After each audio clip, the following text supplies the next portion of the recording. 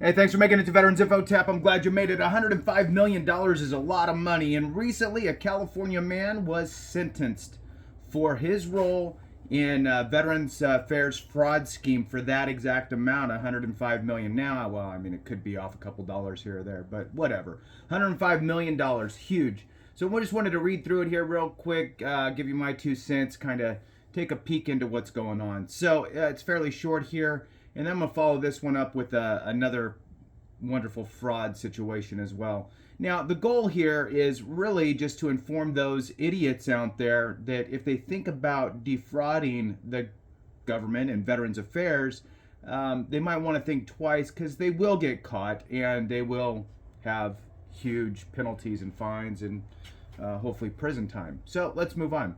Philip Abode, I think his name is, Abod, of California, was sentenced to 1 year and 1 day in prison for his role in defrauding the VA post 9/11 GI Bill education benefit program.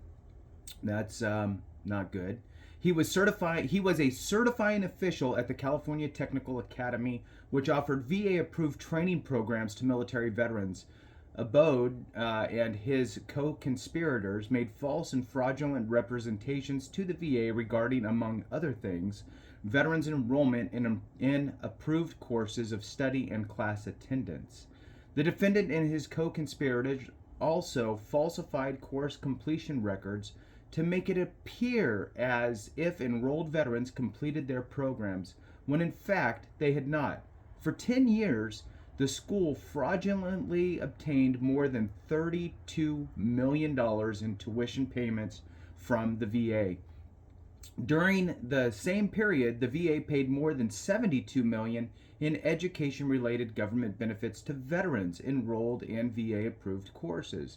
In total, Abode's and his co-conspirators' scheme to defraud the VA resulted in a loss of nearly $105 million.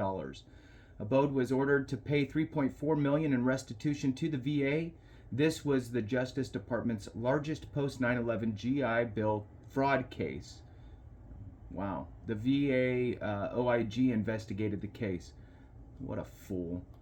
Greed will get people to do stupid things, I'm sure. So, all right, moving on to the next one here. I'm going to jump into this one. Please hit the thumbs up, subscribe, share with a friend, all that good stuff. I really appreciate it. If you want to support the channel in other ways, please consider becoming a member. That does help me to find you quicker in the comments as well. Sometimes I fall a bit behind because there are a lot. So the next one here is 4 convicted in $6 million scheme to defraud federal home aid program for veterans. Jumping into this one, 4 people convicted of wire fraud in a scheme that siphoned $6 million in federal funds meant for veterans have been sentenced to prison time, according to the U.S. Attorney Office.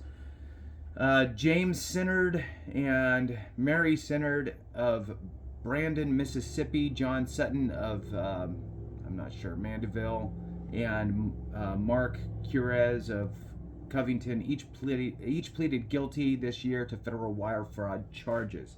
Through their business and there in Mississippi, they submitted applications to the U.S. Department of Veterans Affairs on behalf of veterans and their surviving spouses and received a total of $6.2 million in misappropriated funds, the U.S. Attorney's Office said. Chief Judge Brown of the Eastern District Court of Louisiana, an appointee of the former President Obama, this month sentenced Sinnard to 6 months in federal detention, Mary Sinnard to 1 month, and Sutton to 2 years, and Curez to 17 months. All 4 defendants will also serve 3 years of probation following their release. The defendants co-owned and operated Vet Attend Professional Services, LLC, in Jacksonville, Vet Attend Jackson, LLC, in Flowood, Mississippi, from which they ran the scheme from April 2013 to December 2020. Veterans Affairs Pension, a federal benefit for low-income veterans, pays monthly subsidy to those eligible.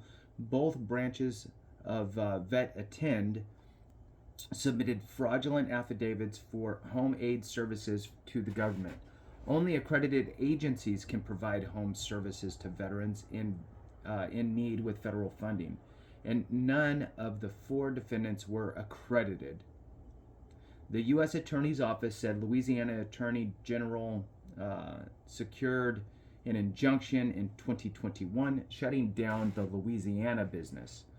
These sentencings, that was hard to say, send a clear message that those who would exploit veterans to commit fraud will be investigated and held accountable, said Special Agent in Charge Chris Rapper, or I don't know, R-A-P-E-R, with the Department of Veterans Affairs in a statement.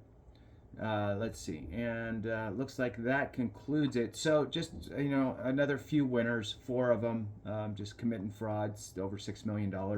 Good times. So just wanted to share that with you. I hope you all have a great day. Have a good one. And remember, if we don't take care of each other, something went wrong.